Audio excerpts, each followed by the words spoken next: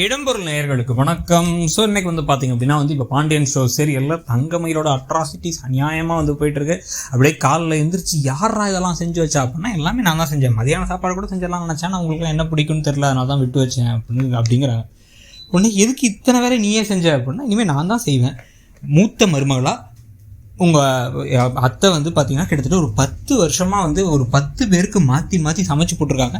அதனால் அவங்க எவ்வளோ கலைச்சி போயிருப்பாங்க, நீ தான் அதை பார்த்துக்கணுன்னு எங்கள் அம்மா சொன்னாங்க அப்படின்னு சொல்ல 10 பேரில் 2 பேர் இப்போ சமீபமாக தான் வந்தோம் அப்படிங்கிறாங்க மீனா. அப்படின்னாலும் 8 பேருக்கு சமைச்சிருக்கணும்ல, எப்படி முடியும், கையை கொடுங்க, எப்படி காய்ச்சி போயிருக்கு பாருங்க அப்படிங்க. ஆமாம் அப்படின்னு சொல்லிட்டு வாய்க்குள்ளேயே முனகுறாங்க மீனா. என்ன முனகுறீங்க அப்படின்னா இல்லை டீ நல்லா இருக்குன்னு சொன்னேன் அப்படின்னு டீயை குடிச்சிட்டு பேசிகிட்டு இருக்க. இப்போ பாண்டியன் வேற வந்துடுறாரு.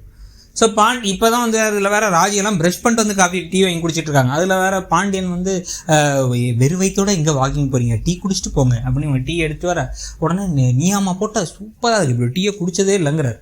அதுக்கு நடுவில் இவங்க வேறு நல்லா இந்த பொண்ணே எல்லா வேலையும் செஞ்சிச்சு, காலைல வாசம் தெளித்து கோலம் போட்டதுலேருந்து சமைச்சு வச்சிருச்சு, துணியும் துவைச்சிருச்சான், எல்லாமே பண்ணிடுச்சு அப்படின்னு சொல்ல உடனே நல்ல பொண்ணாக தான் நான் கூப்பிட்டு வந்திருக்கேன் அப்படின்னு பாண்டியனும் சந்தோஷப்பட்டு மெச்சிக்கிறார். அப்படியே பரவாயில்ல, நம்மளோட டெசிஷன் தப்பான டெசிஷனாக எடுக்காமல் இருக்கோம், நல்ல பொண்ணாக இருக்கே, தங்கமான பொண்ணாக இருக்கே அப்படின்ட்டு அவர் கிளம்புறாரு.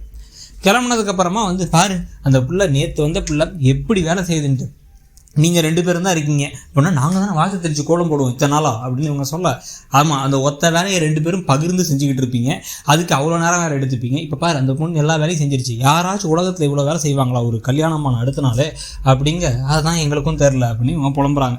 புலம்பும் பொழுதே நான் கூட இவ்வளோ வேலை செஞ்சதில்லை அப்படின்னு கோமதி சொன்ன உடனே, நீங்கள் தான் உங்கள் அண்ணனுங்களுக்கு பயந்து போய் எங்கேயோ திருச்செந்தூரில் ஒழிஞ்சிருந்தீங்களே ரூம் போட்டு, அப்புறம் எப்படி நீங்கள் வேலை செஞ்சுருப்பீங்க அப்படிங்க.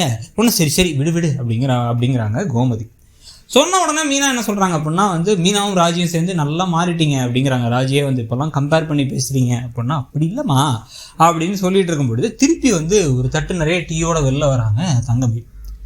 நீ எதுக்குமா வெளில வர, என்னம்மா ஆச்சு அப்படின்னு கேட்டால், இல்லை தட்டு என்ன பொண்ணு அம்மா பார்க்க போகிறாங்க ஒன்று அப்படின்னா, இல்லை இன்னும் மற்றவங்களுக்குலாம் டீ கொடுக்கணும்ல, காலையிலே எல்லோரும் சீக்கிரம் எழுந்திரிச்சா தானே கலகலன்னு இருக்கும் வீடு அப்படின்னா, எப்பயுமே கலகலன்னு தான் இருக்கும், கல்யாண அசதியில் தூங்குறாங்க அப்படின்னா இருந்தாலும் பரவாயில்ல நான் எழுப்புறேன், செந்தில் தம்பி, கதிர் தம்பி, இதுக்கப்புறம் பார்த்தீங்கன்னா அரசி எல்லாத்தையும் எழுப்புறேன் அப்படின்னு கிளம்பி செந்தில் ரூம்குள்ள நுழைய பார்க்க, ஐயோ வேணாம் எங்கே போகிறீங்க அப்படின்னா, வேணாம் அவர் என்ன நிலைமையில படுத்திருக்காரோ தெரில, போகாதீங்க அப்படின்னு மீனா சொல்லும் பொழுதே உள்ளே போயிட்டாங்க தங்கமயில். அவங்க செந்தில் தம்பிங்க இவங்க பனியனோட படுத்துருக்காரு, ஐயோ அப்படின்னு போர்வையை சுற்றிக்கிட்டு கீழே குதிக்கிறாரு. இவங்களும் அம்மாம்மா அப்படின்னு இவங்களும் கத்துறாங்க. க்ரௌடு சேர்ந்துருச்சு. ஆனால் மற்றவங்களுக்குலாம் என்னென்னு புரியல. எல்லாரும் வந்துட்டாங்கக்கா, டீயை கொடுத்துருங்க அப்படின்னு ராஜி கிண்டல் பண்ண உடனே திருன்னு முழிக்கிறாங்க எல்லாரும். என்ன ஆச்சு, ஏன் அண்ணன் கத்துனாரு, என்ன ஆச்சு அப்படின்னா எல்லாம் ஒன்றும் பதில் சொல்லலை. நீ போப்பான்னு சரவணனையும் அனுப்பிவிட்டாங்க. அனுப்பிவிட்டதுக்கப்புறமா நான் அப்போவே சொன்னேன்லங்க, எதுக்குங்க என் புருஷன் இருக்கிற ரூமுக்கு போனீங்க, அவர் தேவையில்லாமல் அவர் என்ன போய் திட்ட போகிறாரு, வருத்தப்பட போகிறாரு அப்படி இப்படி இவங்க பேசிக்கிட்டு இருக்க, அவன் பாவம் அப்படின்னு கிளம்பி போகிறாங்க மீனா அவரை பார்க்குறதுக்கு.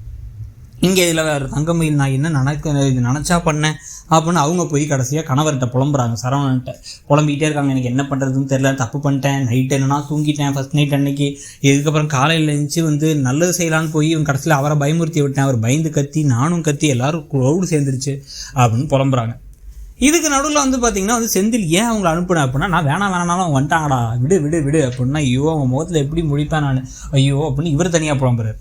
இந்த பக்கம் எதுக்கு எல்லோரும் சிரிச்சுக்கிட்டு இருக்கீங்கன்னு கேட்ட கதிர் கிட்டக்க, ஆக்சுவலாக இப்படி உள்ளார நாங்கள் போவேணான்னு சொல்ல அவங்க காஃபி எடுத்துகிட்டு போய் கொடுக்குறேன்னு போயிட்டாங்க. போனதில் அவங்க பயந்து போய் இவங்க கத்த, அவரும் கத்திட்டாரு, இவங்களும் கத்திட்டாங்க அப்படின்னு சொன்ன உடனே இவரும் சிரிக்கிறார். உடனே சிரித்த உடனே, சரி இப்போதைக்கு நீ சிரிக்கிற, அடுத்து அவங்க ஓர் ரூமுக்கு தான் வரலான் இருந்தாங்க, நீ நேரம் சிரிச்சுட்டு இருந்திருக்க மாட்டேன், நீயும் அவரை மாதிரி வெக்கப்பட்டு இருந்திருப்ப அப்படின்னு உடனே ஐயோ அப்படின்னு இவங்க முடிக்கிறாங்க. ஸோ ஒரு மாதிரி ஜாலியாக போயிட்டுருக்கு. இதுக்கப்புறம் நாளைக்கு பார்த்தீங்கன்னா சண்டே ஸ்பெஷல் எபிசோடு 2 மணி நேரம் குழலி கையில் அந்த நகை சிக்குமா சிக்காதா அப்படின்னு ஒரு எபிசோடு. ஸோ இந்த சீரியல் எப்படி போகுதுன்னு நினைக்கிறீங்கிறத சொல்லுங்கள். தேங்க்யூ.